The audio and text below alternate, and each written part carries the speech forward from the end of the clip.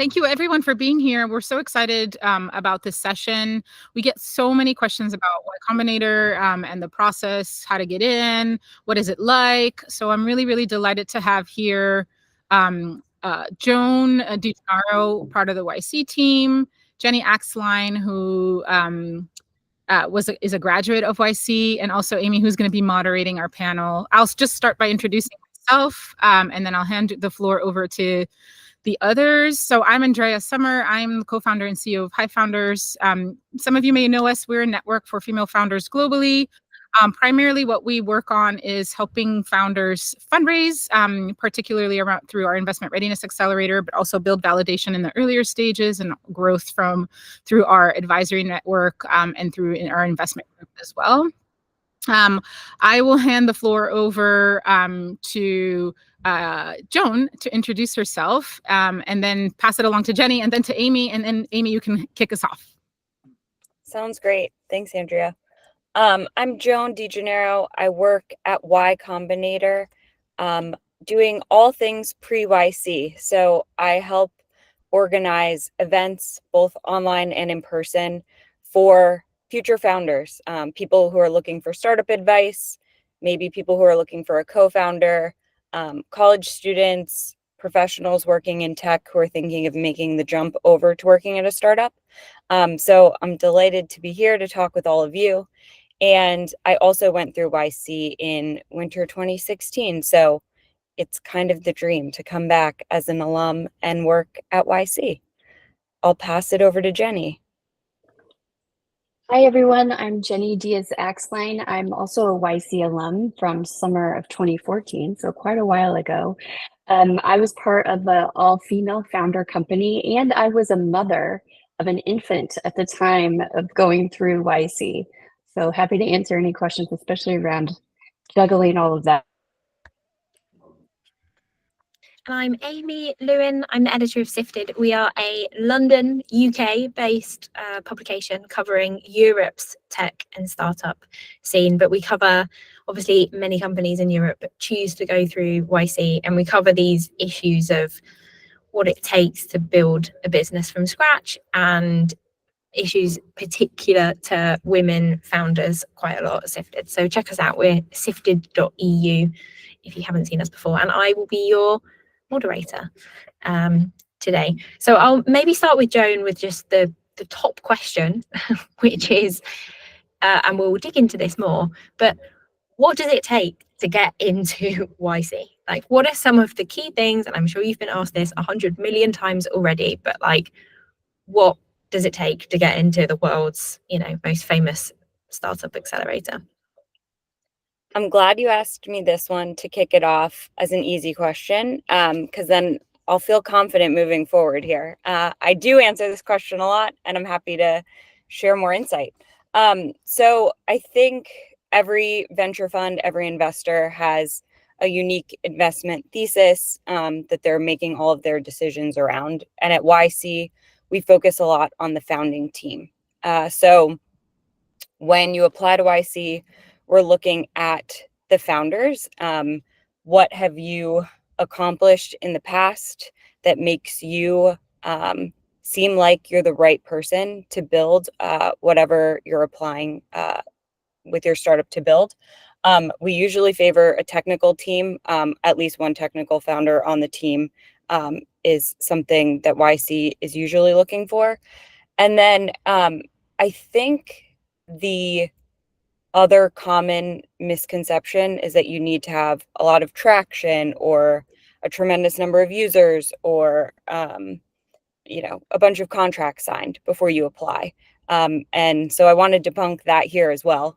You can apply with just an idea if you're a strong team, and we believe that you can build whatever you want to build. If you have a unique insight, if you're building on the cusp of the right time with a change in technology or a change in policy that allows you to build something, that's really what will come through in the application. And then I think the final thing I'll say on this, and we can dig into plenty more questions if people have them, but I think what I also love about YC is that everyone goes through the same process. you fill out the same online form to apply. And if you move on to the next round, it's the same 10-minute interview that everyone else does. And then we make the decision in the overwhelming number of cases that same day.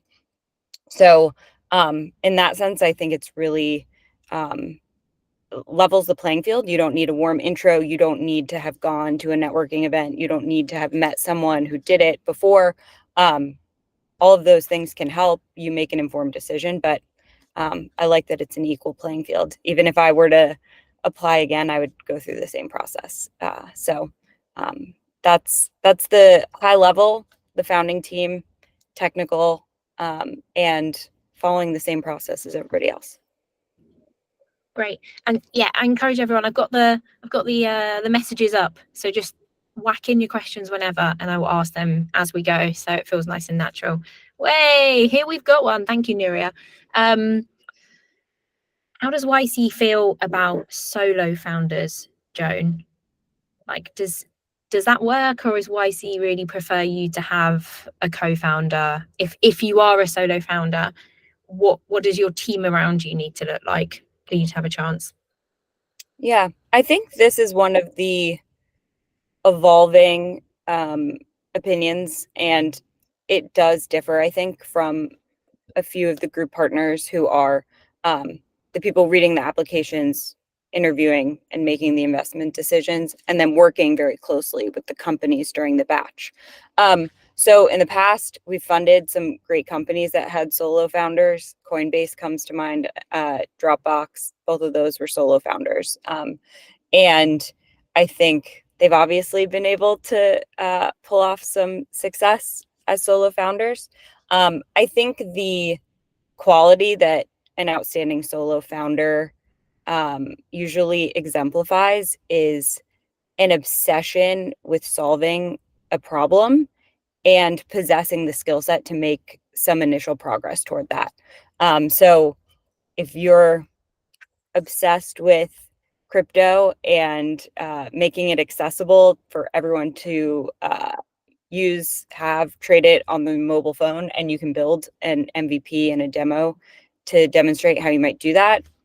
In the case of Brian, Coinbase, he was able to do that and was pushing forward whether he had a co-founder or not. I see that in a lot of cases where it's just a solo obsession. And if you feel like that kind of resonates with you, I would say go for it, push forward.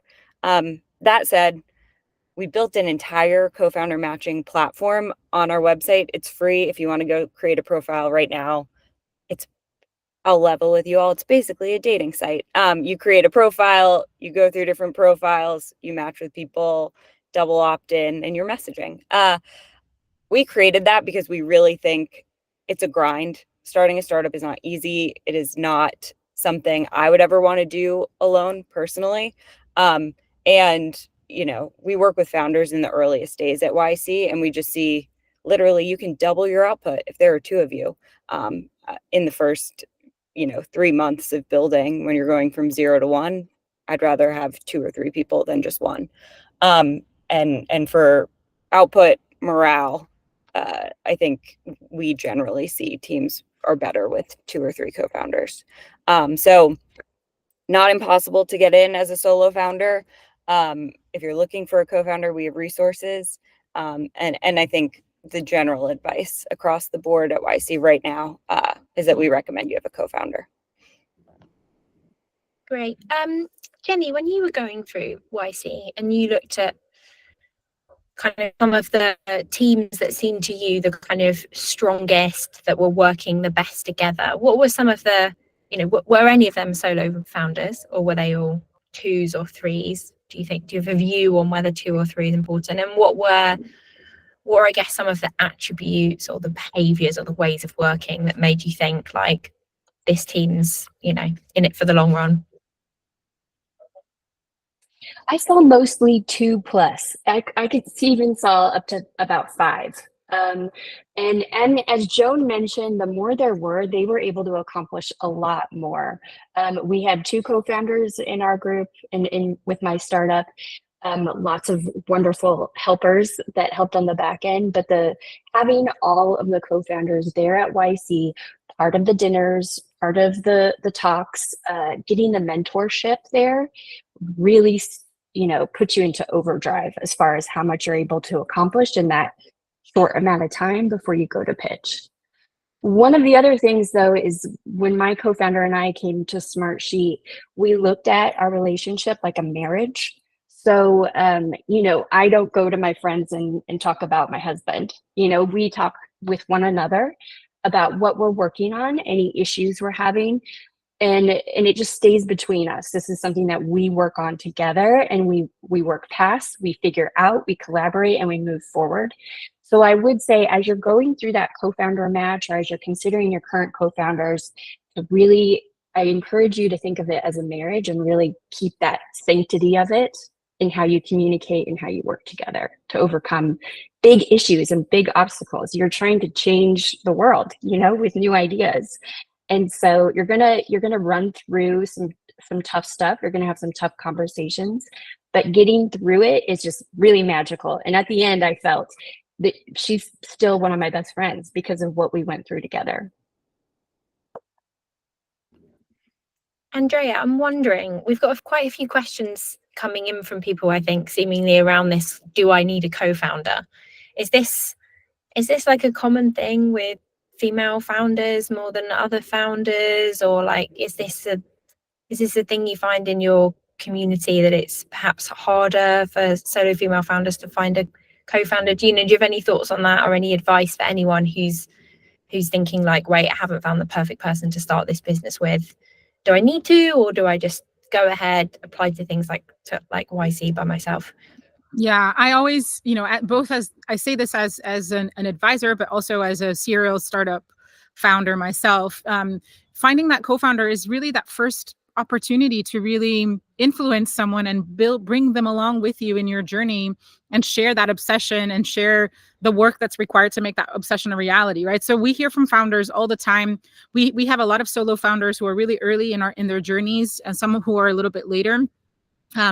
Especially non-technical founders looking for a technical person, but sometimes the other way as well. And I think that the thing that founders need to think about when they're kind of in that beginning stages in that solo journey is that it really does take a village to build a business, and not just co-founders, but it takes advisors, it takes other team members, it takes obviously customers, right? So, I think that initial co-founder relationship, encouraging and influencing and convincing that person, and then building a really strong, cohesive relationship is really an example, a sample, a way of learning how to actually build that village around that business that needs to be in place in order for that business to be successful and have a chance at the long term. So I think that for me, I see a lot of curiosity and a lot of need from founders to search for the co-founder relationships, and it is like a marriage, and getting out of a co-founding relationship is sometimes more complicated than getting out of a marriage for real, like in legal terms, not just in emotional terms. But it is an extremely important relationship in the beginning, because A, you don't want to have that so much of a tunnel vision that you don't look at the rest of everything else that's going on. But B, it's really hard to find someone who has really the diverse skill sets in order to take something from concept to market, and through the commercialization. It's really hard to find someone that has all that skills. And so building that village as early as possible is super important, and something that I hear from founders all the time that they're looking for. I want to come back to the point around applying, and this ties into something Catherine's just asked, which is what are some of the things, if I'm thinking a very early stage company that's either applying to YC and or maybe going out for your first round of investment, what are some really important things to have in place, and what are some things that you don't need, like that people obsess over, or maybe think you need to have perfect, or think you need to have loads of, but you actually really don't? Joan, I'll start with you again.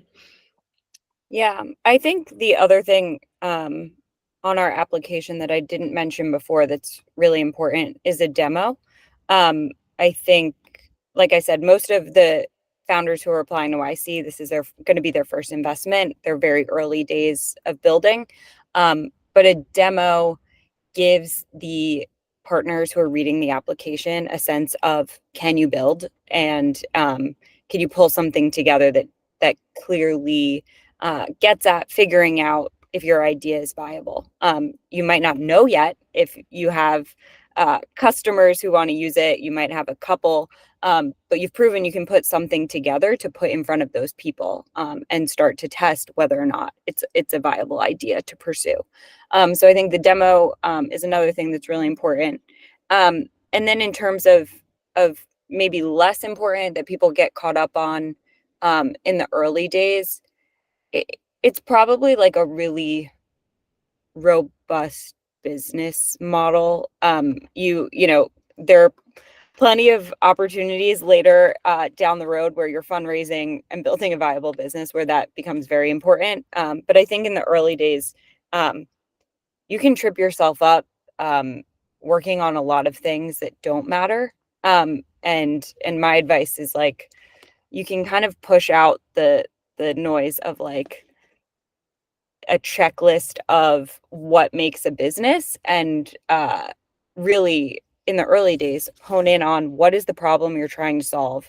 How can you build something basic enough to test if this is a problem for other people, and really get to that answer, because for an early stage investor, that's going to be the most compelling evidence that you can share, that you're obsessed with solving a problem and you can build something to see if your solution might be the one that strikes with a bigger audience. And in my experience, that's a way more compelling pitch information to include in your application than almost anything else, proving your team can build and talk to users.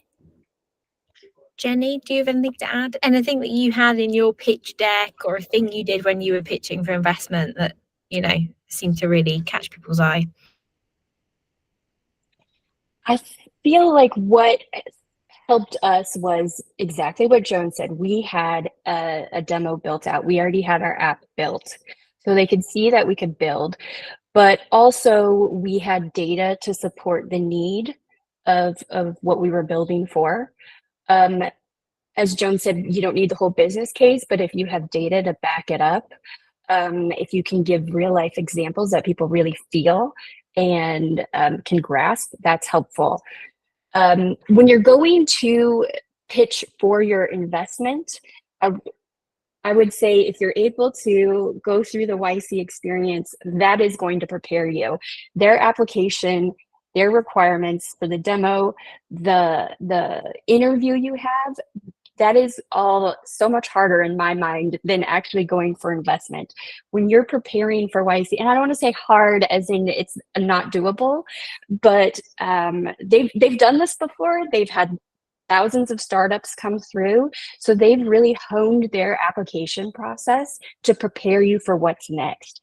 And so once you're going through that application process, then the rest of the months that you're part of their program is just refining to get you ready for those investment talks later on after you've graduated. Andrea, anything to add on, I guess, pitching tips? Yeah, no, I completely agree. And I always say, you know, a lo-fi version of the product and evidence of demand. And the lo-fi version of the product is really designed to get that evidence of demand, right? So if you can't show that people will know how to use, the customers will want to use, that people will be willing to pay, then it's really, really difficult to get that first investment. I do think that thinking about the commercial aspects of the business is an important part of the story too. I think oftentimes we see founders go into the investment process, and this is outside of the YC context, go into the investment process not considering the commercial aspects at all. And that's actually not the recipe for building a viable business as well. But before you get to the commercial, you have to really have a super real, well-refined value proposition, that lo-fi version of your product that you can use to test demand, and a robust amount of evidence of demand as well. I'm going to ask something that's maybe, and everyone please keep your questions coming, they've been great, perhaps a bit controversial, I don't know. Is it a mistake as a female founder to pick a kind of female industry? Jenny, I guess you created an app for parents that's quite like a thing I think male investors would assume women would create. Did that work in your favor or against you ever, Joan, when it comes to applications? Is that something that, does it help if it's a woman in construction? I'm being completely stereotypical here, but these are things I've heard from investors and founders in the past, so that's why I'm airing them now. I'm going to go to you first, Jenny. At the time, our main engineer was a guy, and and so I feel like having it wasn't all just females as part of the company was helpful. In hindsight, do I wish I had a blockchain startup and was an awesome female founder for something that's more of a male cohort? Yes. But I do feel the way we were taking it on was really trying to engage men in our community and in the involvement of parenting, kind of like the new millennial look at it. I feel like we were looked at as knowing more about this space and having better ideas about it. But I remember talking with Sam Altman, for instance, saying, wow, this has all been so separated. We need a single space for this and to think about it differently. And hearing him say something like that, not a dad or anything, and have a perspective on it, I thought was really helpful. I don't know if that really answers the question, but my section was very female focused for sure. Joan? Yeah, I have a lot of thoughts on this. I think my personal first thought is I would love to see more women at the helm of really boring B2B SaaS tech companies, because I think it would be great if we took up more space in that particular vertical of tech. I think it would be great to just have more examples of women leading in that space. I think Christina from Vanta is doing a great job there. But the female tech CEOs that come to mind are generally for female products like Bumble or Spanx or a lot Glossier, that kind of sector, as you said, like that targets women. That said, I think there's also an issue with startups becomes this all-encompassing term, and from the YC perspective, we're talking about businesses that can be venture backed, and I think we've moved away from investing that type of capital in direct to consumer products, which I think kind of end up being closely aligned with female companies. Like if you're building a direct to consumer makeup company or apparel company, I think there's going to be fewer venture dollars to invest in that business.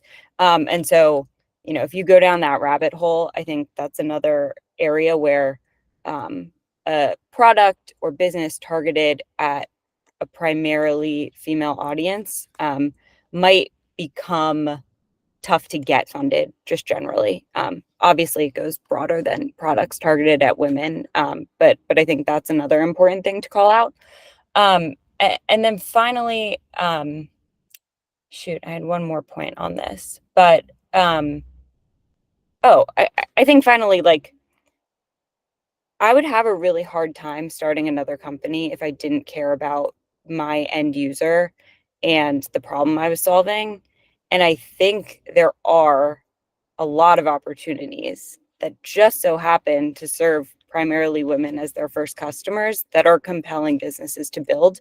And so I don't knock anyone for wanting to pursue that over a B2B SaaS product. So I think it's hopefully a time where if the market you're addressing is big enough, and you're building a venture-backed business, I don't see why it couldn't start with primarily having women as your customers. But I think there's a lot to dig into in all of that, in all of the business models too.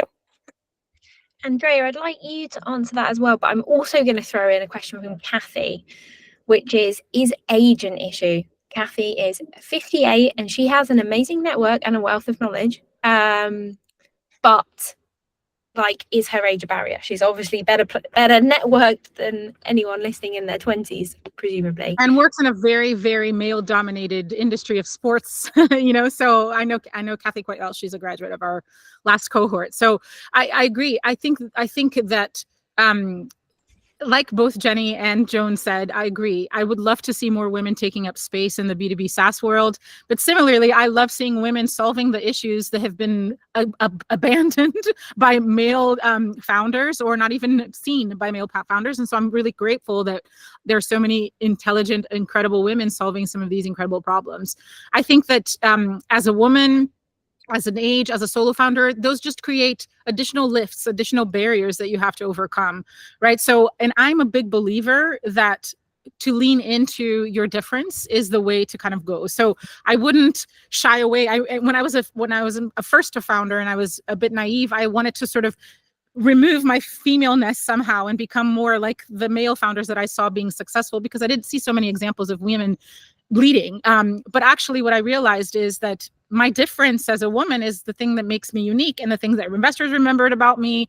And it was something that was a differentiator. And so my objective and my philosophy, and what I always recommend to founders, is to actually lean into that difference. If you're an older founder and you have a really robust network, lean into that and talk about that in your investor conversations, and highlight that, right? So and similarly, if you're solving a problem that's uniquely for women, or that's initially for women, you're going to have to do the additional lift of trying to educate the investor so that they understand the importance of that problem, not just, you know, for the individual, but also the commercial relevance of that problem, that it's a big enough problem to solve that this could be a venture backable business. So that's how I would approach it.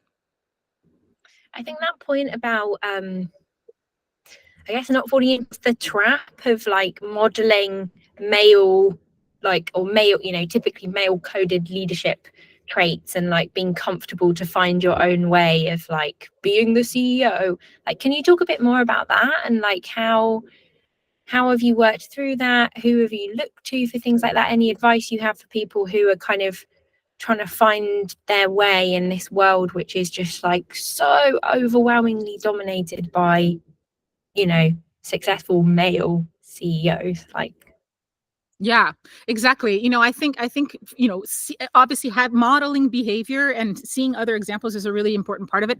But I really think that that authentic voice comes from the confidence and knowledge and understanding of the robustness of what you've built. So if you're in yourself confident about that, if you know that you've built something that you can defend. We always talk in our accelerator about defensible logic, right? Which is this idea of, have you built something with enough robustness that you can have a conversation with someone and defend it, right? I think that authentic leadership comes when you have enough robustness that you can defend in any context, and not just BS in any context, but defend and really stand by the work that you've done, the research that you've done, the customers that you've talked to, all the robustness of the product that you've built. So for me, I think it's about both the internal experience of building something in a place where you're confident and robust, but also looking for other examples of leadership and knowing that, you know, the characteristic. We always get dinged as women, right? If we're too aggressive, we get, you know, we're called bossy. If we're not aggressive enough, we're wallflowers. But actually, I tend to just forget about that and say, I'm going to speak, I'm going to be in an investor context, in a startup context, just who I am. And it's a lot easier to be that way. It's a lot more comfortable to be that way, but it also brings that example to others, right? So if people can see that I can be myself as a leader, then they can be their leaders as they are themselves as well. And I think ultimately that's what it's all about, is about showing different styles and different approaches to leadership that can resonate with whoever you are, however your approach is, whether you're a more introverted leader or a more extroverted leader, if you're more on the female sort of spectrum or on the male sort of spectrum. That's just my philosophy and my view. Jenny, how did you navigate stuff like that? Was that ever a problem for you, or? You know, what we did is we spoke with a lot of our friends that had also gone through YC, a lot of friends that had done startups themselves, and we did exactly what Andrea said. We went through our story and we got their perspective. So we definitely got perspectives from males, different ages. What are their thoughts on this? that helped a ton, and it helped develop and craft our story. And I think it's all, everything Andrea said is perfect.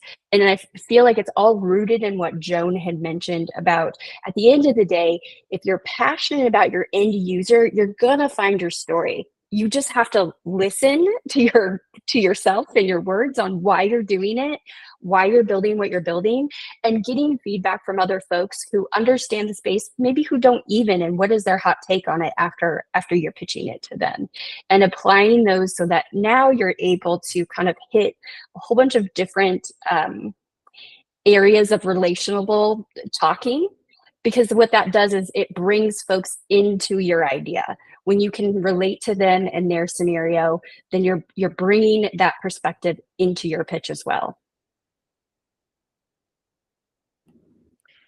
Joan, when you look at really sort of successful, impressive women who you've seen either prepare or like go through YC, what do they like really focus their time on? We've spoken a lot about kind of the product, the real user need, but like what does that actually look like in a day-to-day? Like if you were to think about what those people who were really successful ended up being really successful, like what were they spending their time on, and what were they maybe crucially not spending very much time on?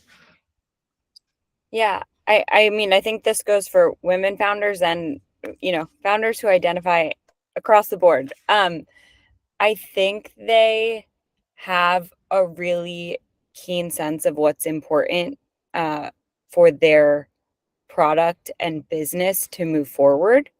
And they focus on that as opposed to anything else that could distract them. And I can give some examples.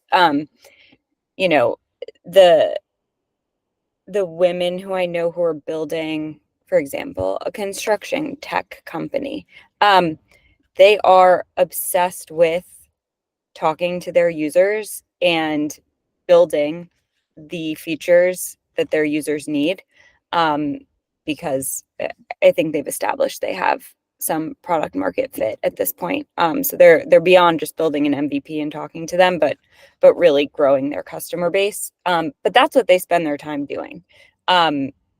They are on construction sites in their office building, and occasionally will be at like conferences where all of those decision makers come together. Pointedly, they are not at VC happy hours or like overthinking the business model, or trying to, we talk a lot about like reinventing things that already have a good playbook. Some entrepreneurs can get excited, like, I'm going to come up with an entirely new business model for rolling this out. That's not something you need to reinvent. There's a list of a few tried and true business models that you will logically fall into. You don't need to over-engineer that. And so I think that's one piece of it. Like, they're obsessed with the core of the problem they're solving, not these other things that could distract them in terms of like superfluous networking or over-engineering, over-entrepreneuring their business. And then the second thing I would say is that they are seeking advice in a really smart way. And what I mean by that is when they go to a group partner from YC or another advisor or investor that they've worked with for advice, they're usually coming with a question that is an immediate blocker to making more progress. And then once they talk through that with a trusted advisor, they're filtering that advice through their own, logic, not necessarily following it perfectly to a T, but acting on it. So that the next time they go ask for advice, they have a different question, a different problem to bring back to that source. And they can report that they acted on that advice and then have something new and interesting to talk about. And I think that's another really compelling way to leverage your network when you have it, because everyone likes to be helpful. Investors, I think it's a Twitter trope at this point. So people want to be helpful, but if you bring them the meatiest problem that you're having and then act on it and bring them another meaty problem, I think that's a really smart way to use advisors. And I think it's a bit of a stereotype, but as women, I think we're better at asking for help. And if you do it in this really smart way, I think you get a lot of leverage out of your network. Great. In terms of stereotypes of women, Kofu has asked, like, women tend to ask for less money, or women are perhaps less sort of super optimistic and more realistic is the stereotype. Any advice around how you figure out what is the right amount to raise? Where's the perfect level between being perhaps a bit more optimistic or like unrealistic that might be what your natural comfortable place is without perhaps going overboard? Who wants to take that one? I'm happy to provide my approach to the philosophy that we use, which is to, when you're deciding what to raise, is to work backwards from where you need to be at the next round. So figuring out what are the milestones that you need to have in place in order. So for example, if you're at pre-seed, what kind of business do you need to be at seed, in giving yourself enough money and time to get to that point, plus a buffer. Generally speaking, what that looks like is between 15 and 18 months of runway, a buffer. We usually recommend between 15 and 20% of the amount, because the things always take longer and it costs more than you think. And then I also think about, are you giving yourself enough time to not only build, but to have some commercial traction as well for the next round? Now, this is super practical advice. Like if you're like a unicorn style business that, gets selected in the very early stages for growth, the formula might be different. But for the majority of businesses that we see, taking this reverse engineering approach to say, hey, am I giving myself enough time to get to the next stage with how much I raise? And not raising excess in that, or not raising too little, which is worse, right? If you raise too little, then you're going to end up halfway through milestones and they'll either have a down round or a flat round, and that's not a good thing either. So my approach is to really think about the next stage and then work backwards to figure out where you are today and where you want to be, and then do the calculations that way based on how much you need to get there.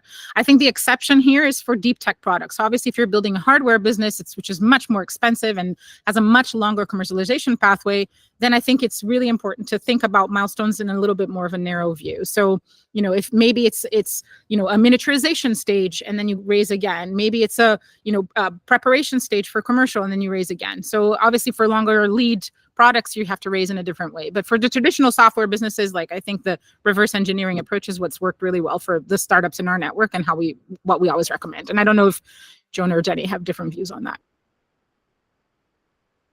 I would just reiterate, over-index on the time you need, because if you're running out of time, then the integrity of what you're building goes away in order to, make quick gains for your next round. So absolutely over-index on.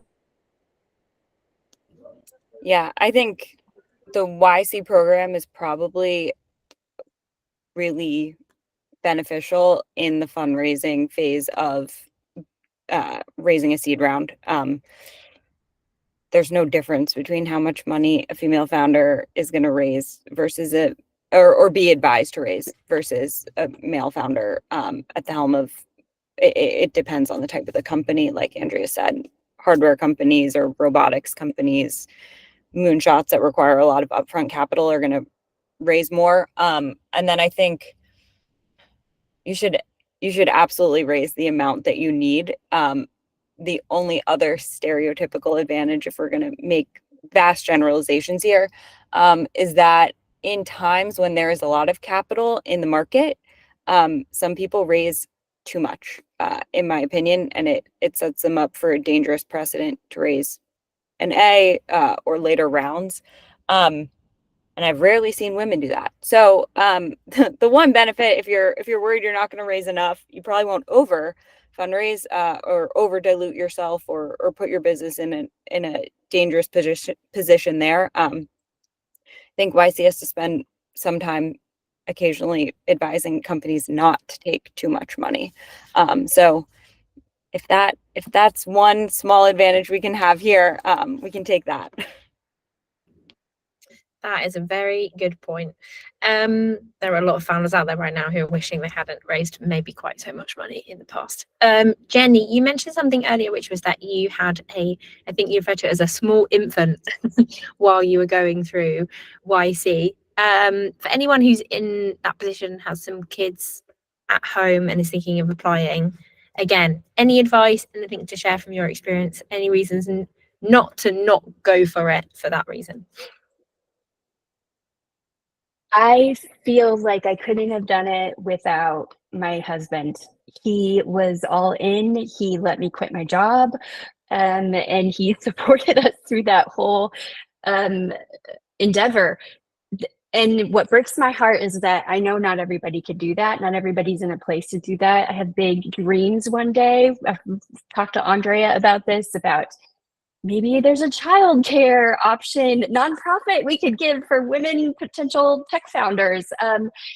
I would love to make that more accessible for people, but I think having a partner and family that really support you and understand how big of a deal this is. You want to get a few years where this is just what you're focusing on, and having support to help take care of the children and the house is helpful.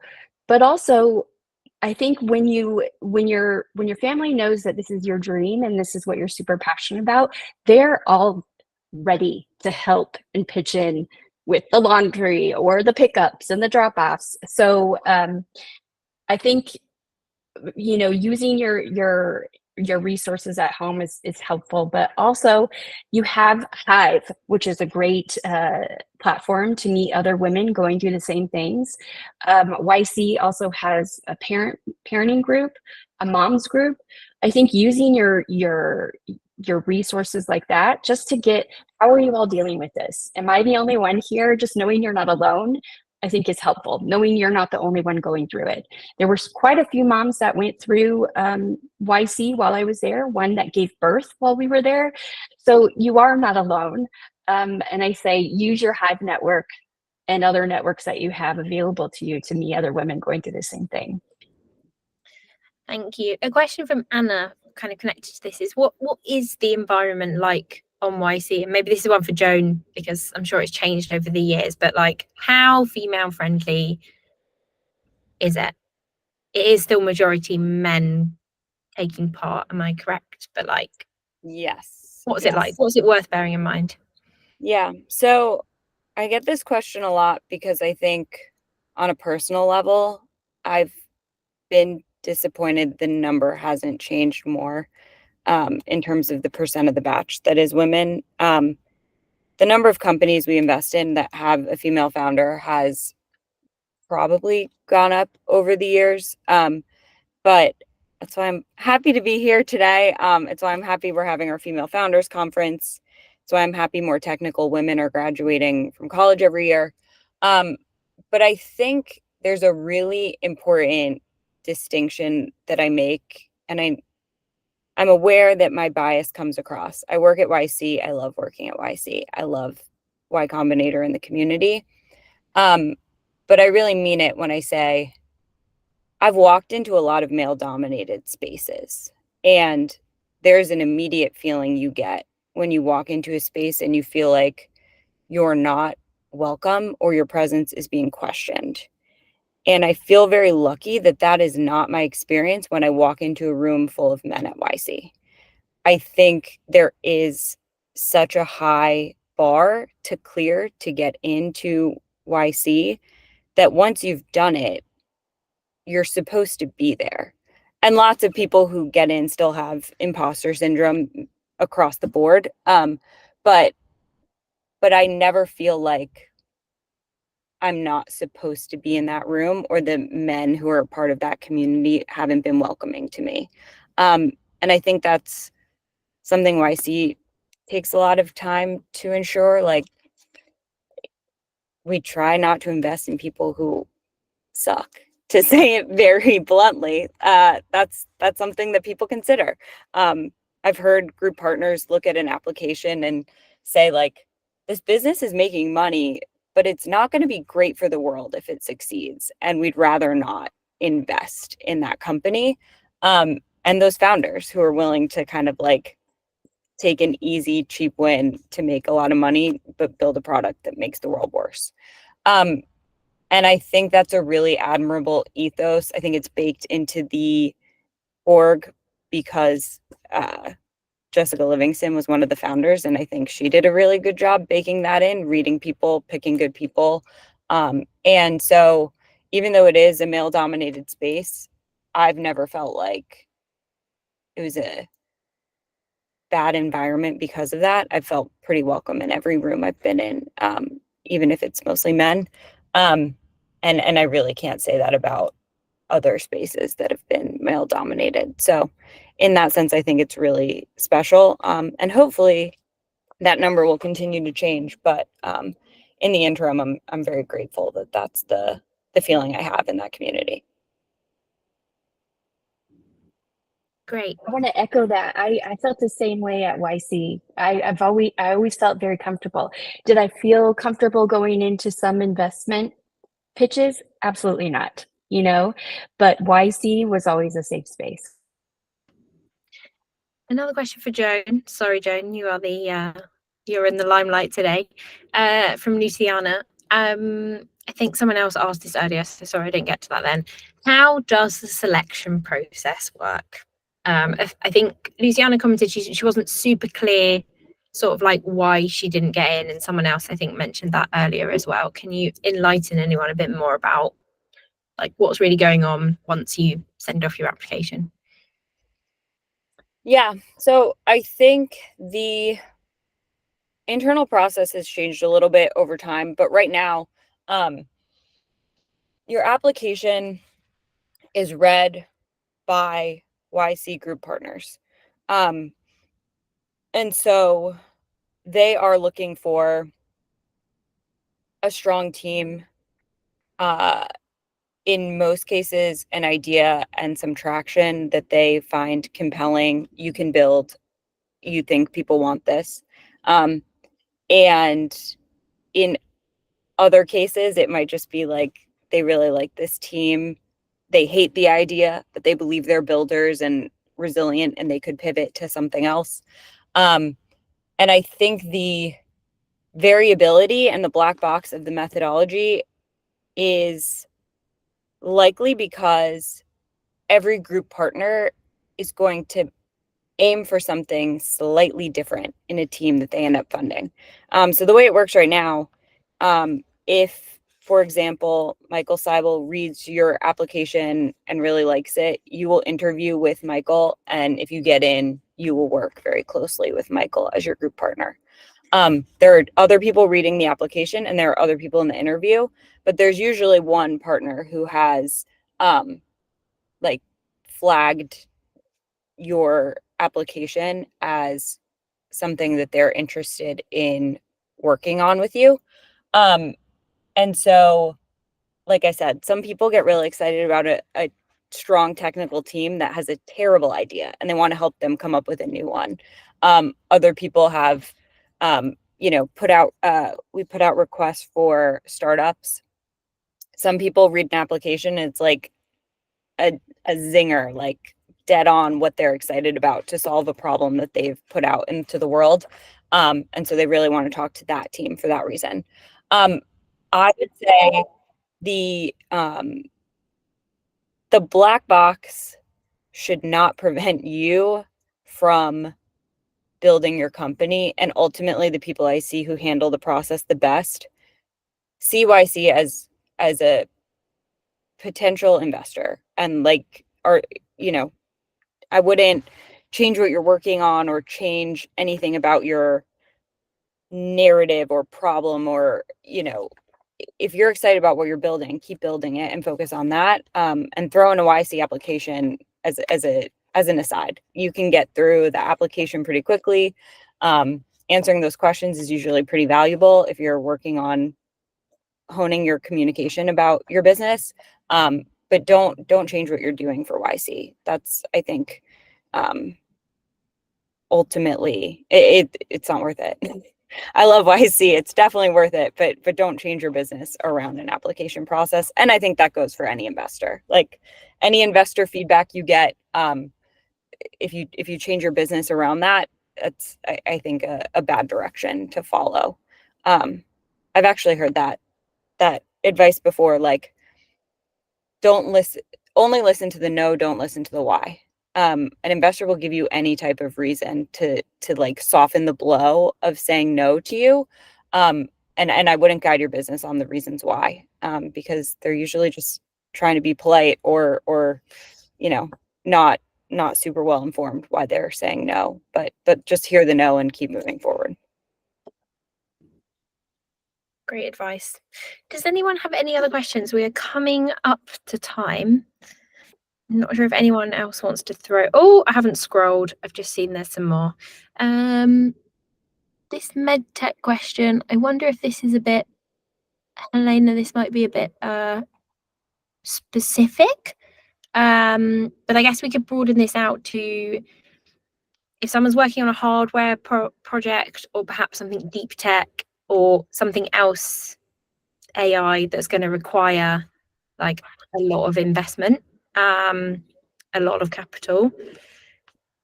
Is the advice any different in terms of their application, Joan?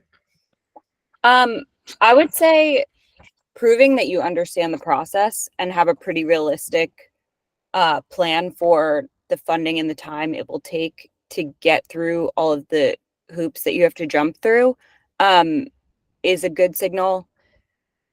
Often it requires you having read a lot of really boring documentation by the FDA or another government agency with a 3-letter acronym. And if you've gone through that drudgery and have the plan in mind, I think that's a really strong signal. And then if you can come up with creative ways to break down the pieces of building a really big moonshot or hard tech company, I think that's also compelling. And then the third thing is we invest in a lot of biotech, healthcare devices. And if you're a founder with like that academic background that you're translating over, or any other, there's usually really good founder market fit for these types of companies. And so on our application, we're just looking for you to highlight that as well. Fantastic. Okay, final. I think this will be the final question. This is from Kim. Kim and her co-founder need to keep their day jobs to bootstrap their startup because they don't yet have funding, as is the case for many people who don't have rich best friends or parents. Does that make any difference in terms of their likelihood to get onto YC? Short answer, no. A lot of people give their notice to their employer after they get into IC. Very common right now, not negative signal. Yeah, you can apply. Fab. Okay, I think we are coming up against time. I am just going to share in the chat Sifted Startup Life newsletter. So we interview C-suite founders, many women in there around lots of operational challenges around hiring, scaling, raising money, etc. We have a slight European focus, but I mean lots of the leadership type advice is relevant for anyone around the world. So please sign up if you're interested. Thank you so much to our panel. Joan, I don't know if you have any parting words of wisdom or advice or notices about YC to give to everyone who's clearly so keen to apply. That's it. Just apply. It doesn't count against you if you apply more than once. And if you're building something people want, you should apply to YC. Jenny, any final words? I agree with the apply sentiment. Just going through the process sets you up for everything else that you're wanting to do. They have the best questions. It helps you hone your conversation, and reach out to your fellow female founders, any other founders who've gone through it, who are pitching. Get on Hive. Talk to your cohort there. all the perspective you can get and able to, and then distill it into that application for YC. Fab. And over to you, Andrea, to close it all off.